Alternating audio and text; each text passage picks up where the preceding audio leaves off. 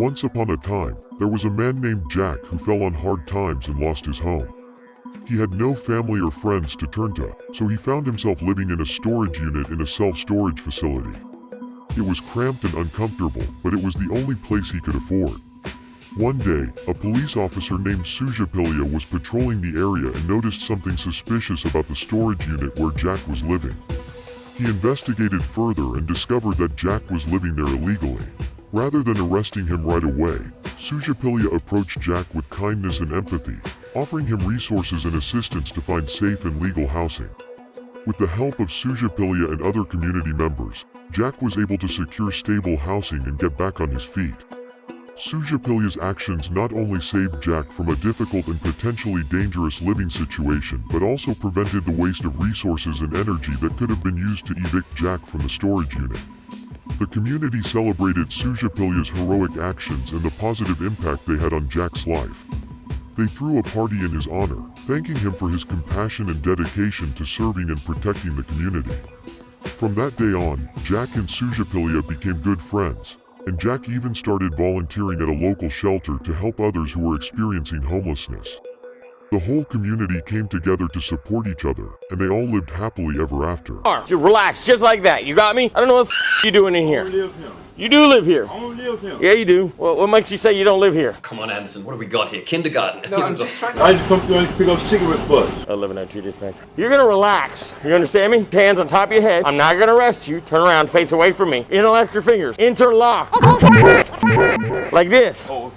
On top of your head, face away from me. Take one step forward. Relax. You understand me? You're not gonna stop relaxing. Mr. Sarcasm. That's the problem. Your lines are blue. Draw them with red ink. You're just gonna relax, right? You ain't gonna fight with me. I'm gonna detain you briefly while I figure out who you are and make sure you ain't got no weapons on you. You understand me? Do you have any weapons on you? What do you got on you? I got a little knife. I cut out tomatoes. Where? Right here in the sock. Don't f***ing reach for it. What are you, stupid? My ID. Are you dumb? Don't reach for you understand me? Your ID's where? Your ID in the pocket? ID's not in the sock. That's your ID? Yeah. What's this in your pocket right here? Feels like an ID. Is that ID? Cigarette light. No, it's what is this in your pocket? Feels like an ID. There's a card in there. Put that stuff back in your pocket. 1102 dispatch, 1 detained. There's a bed in here. Stop talking. There's a bed in here. There's a sleeping bag in here. There's all these clothes. How much of the stuff in here is yours? Not one thing. Not one thing in there is yours. What the hell are you doing in here? I pick up cigarette butt smoke. You ain't picking up no cigarette butts in here.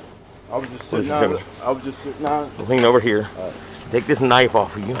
How'd I get this knife off? Here's what I'm gonna do. I'm gonna charge you with burglary because you're in a building that you ain't supposed to be in. You understand me? That's a felony. I'm gonna take you to jail for that. Oh, is that okay with you? Yes, sir. That's okay? Yes, sir. Really? I'm Tyrone Biggum, and I get a pig testicle done with all the fixings. Completely okay with you. Yes, sir. You ain't picking up no cigarette butts in here. Stay like that. You ain't picking up no cigarette butts in here. Ain't no cigarette butts in here to pick up.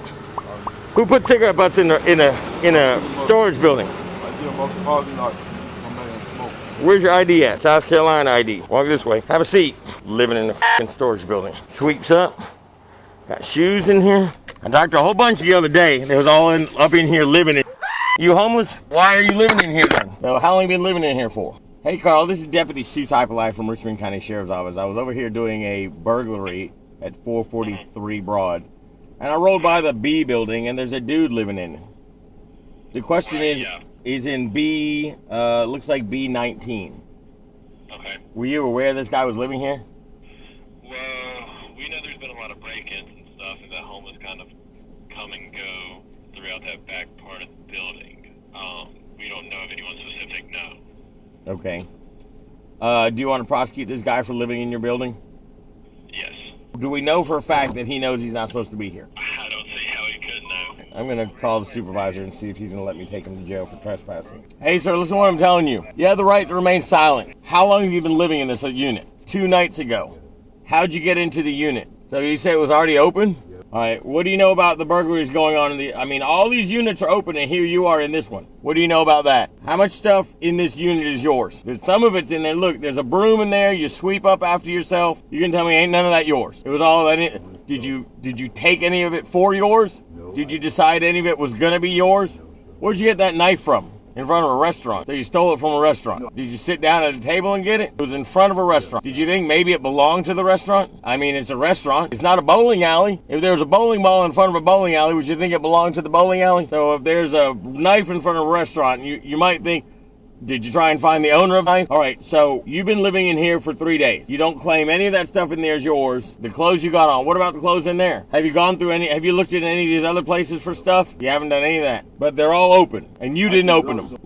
They have locks. Well, some of them don't have locks on them. Some of them, the lock's been broke off a long time ago. Yeah, let me ask you something. Does this place look like a hotel? And to your knowledge, what a hotel looks like. Do you pay rent on this building? And you know it's a storage center, right? So you would think it's safe to assume, you, not me, that if you're staying in here, you're probably not supposed to be in here. Well, I'm asking you, you're a smart guy, right? You're not stupid. You're not, like, mentally challenged, are you? So you're staying in a storage building. There's no running water. There's no electricity. There's no bathrooms, right? You know it's not a house, right? So would you not think that you knew you weren't supposed to be here? I mean, nobody told you not to be here. Did somebody tell you to be here? Did somebody tell you it was okay to stay here? And you don't pay for the place over here. I just want to make sure we covered that. You ain't been in trouble with us since 2001.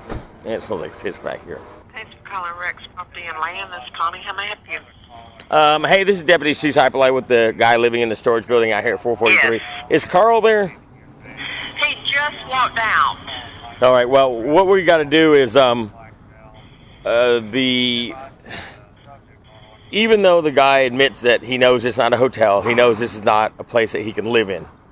And he admitted that to me after I read a Miranda, which is his own problem. What I have to do is I have to get one of y'all to go do a warrant on him immediately, if you wanted me to take him to jail. Now, you can always take a warrant on him at a later time. I'm going to do a report and come by there and give y'all a card. And you could take a warrant on him at any time. If you want him to go to jail right now, y'all have to go do the warrant, like, immediately. We ain't gonna do that. You what? We ain't gonna do that. Y'all aren't gonna go, okay. We don't have time for all that. Don't have time for that. Well, okay. I don't think so. All right, well, I'm looking at least 7 units that are open and stuff hanging out. And that's just, them in and... I mean, they've ripped the door locks off of them, and I mean, this stuff... Yep. Stuff is everywhere. All right, ma'am. Thank you. Uh-huh. Well, that's nice. Good news. You want to know what the good news is? The good news is Rex Properties doesn't give a fuck about this place enough to want to go do a warrant on you right now. If they got to go lean over the car, I got to take the handcuffs off. That's the good news. The bad news is I'm still doing a charge on you, and they can go take a warrant on you later. Take this arm, put it straight up like this. That puts the keyhole on top. Now, you're not allowed to live here. You know you're not allowed to live here. You can relax a little bit. All right, you can walk back to the front of the car and get your knife, put it in your pocket. Okay, you're allowed to carry that knife on you, by the way. You know that, right? Because you can carry it for protection up to a certain number of inches. Hey, do you know how many inches? Hang on a second. Lie to the police. How much of that stuff in there is yours? Ain't none of it yours. Fine. See you later. I don't want to hear about you. I don't want to hear about you panhandling. Nothing. I guess he's gonna jog away.